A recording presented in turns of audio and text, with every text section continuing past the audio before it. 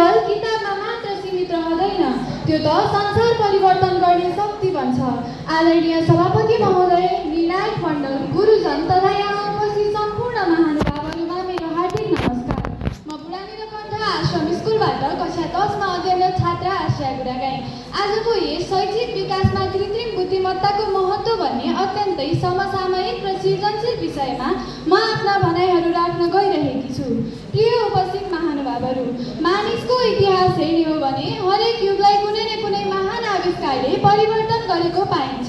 कहिले आगोको खोजले मानव सभ्यतालाई उज्यालो बनायो, कहिले मुद्रण यन्त्रले ज्ञानको विस्तार गर्यो, त कहिले इन्टरनेटले संसारलाई एउटा सानो गाउँमा परिणत गर्यो। र आज यही परिवर्तनको यात्रामा संसारलाई नयाँ दिशातर्फ अघि बढाइरहेको छ कृत्रिम बुद्धिमत्ता अर्थात् आर्टिफिसियल इन्टेलिजेन्स।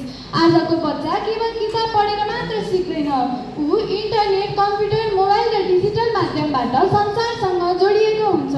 शिक्षा अब केवल 4 भित्ताभित्र मात्र सीमित छैन, यो विश्वव्यापी भएको छ। यही परिवर्तनलाई अझ बढी प्रभावकारी र रोचक बनाउने काम एआईले गरिरहेको देखिन्छ। कृत्रिम बुद्धिमत्ता भनेको मानिस जस्तै सोच्न, सिक्न, विश्लेषण गर्न र निर्णय लिन सक्ने कम्प्युटर प्रणाली हो। आजको युगमा स्वास्थ्य, कृषि, उद्योग, यातायात तथा सञ्चार जस्ता सबै क्षेत्रमा एआईको प्रयोग भइरहेको देखिन्छ। तर यसको सबैभन्दा धेरै प्रभाव परेको क्षेत्र हो शिक्षा। प्रिय साथीहरू, पहिले कुनै विद्यार्थीले एउटा कुरा नबुझे घन्टौँ शिक्षकलाई पर्खिरहनु पर्थ्यो, पुस्तकालय धाउनु पर्थ्यो। कहिलेकाहीँ त उत्तर नपाएर प्रश्न मनभित्रै दबाएर राख्नु पर्थ्यो। तर अहिले परिस्थिति बदलिरहेको छ। विद्यार्थीले जुनसुकै बेला एआईसँग प्रश्न सोध्न सक्छन् र तुरुन्तै उत्तर पाउन सक्छन्। यसले सिकाइलाई अझ बढी रोचक र रमाइलो बनाइरहेको देखिन्छ।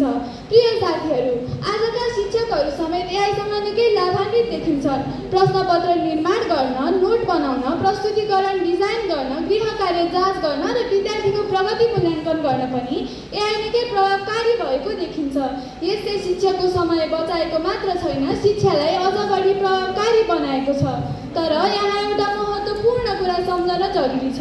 एआई एउटा साधन हो, शिक्षक होइन। यसले जानकारी दिन सक्छ, संस्कार सिकाउन सक्दैन, यसले उत्तर दिन सक्छ, प्रेरणा दिन सक्दैन।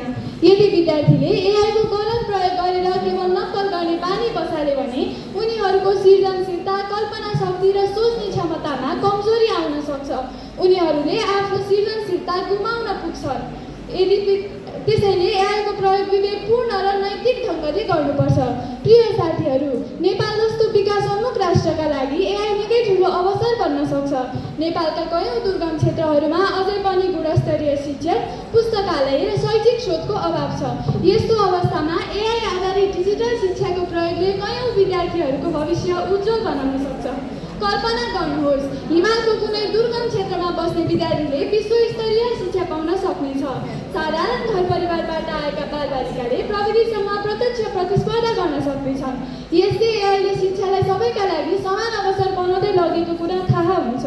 उदाहरणका लागि, यदि कुनै विद्यार्थी गणितमा कमजोर छ भने एआई आधारित डिजिटल एपहरूले उसलाई बारम्बार अभ्यास गराएर सिकाउँछन्। यदि कसैलाई अङ्ग्रेजी बोल्न डर लाग्छ भने एआईसँगको संवादले आत्मविश्वास बढाउन सक्छ। दृष्टिविहीन विद्यार्थीका लागि एआईले किताब पढेर सुनाइदिन्छ र सुन्न नसक्नेका लागि शब्दलाई अक्षरमा परिवर्तन गरिदिन्छ। यस्तै एआईले शिक्षालाई सबैका लागि समान अवसर बनाउँदै लगेको कुरा प्रष्ट हुन्छ। यदि सरकारले सही योजना बनायो, इन्टरनेटको पहुँच विस्तार गर्यो र शिक्षक र विद्यार्थीलाई तालिम दियो भने एआईले नेपालको शैक्षिक विकासमा ऐतिहासिक परिवर्तन ल्याउन सक्छ। अन्त्यमा म यति भन्न चाहन्छु, कृत्रिम बुद्धिमत्ता भविष्यको सपना मात्र होइन, आजको आवश्यकता पनि हो। यसलाई डरको रूपमा होइन, अवसरको रूपमा हेर्न सक्नुपर्छ। तर प्रविधि सँगसँगै मानवता, नैतिकता र सृजनशीलतालाई पनि अघि बढाउन जान्नुपर्छ। प्रविधिले संसार बदल्न सक्छ, तर असल भविष्य निर्माण गर्ने शक्ति अझै पनि शिक्षामै छ। यति भन्दै म आफ्ना भनाइ यही टुङ्ग्याउन चाहन्छु। धन्यवाद। हजुरहरूको दिन शुभ रहोस्।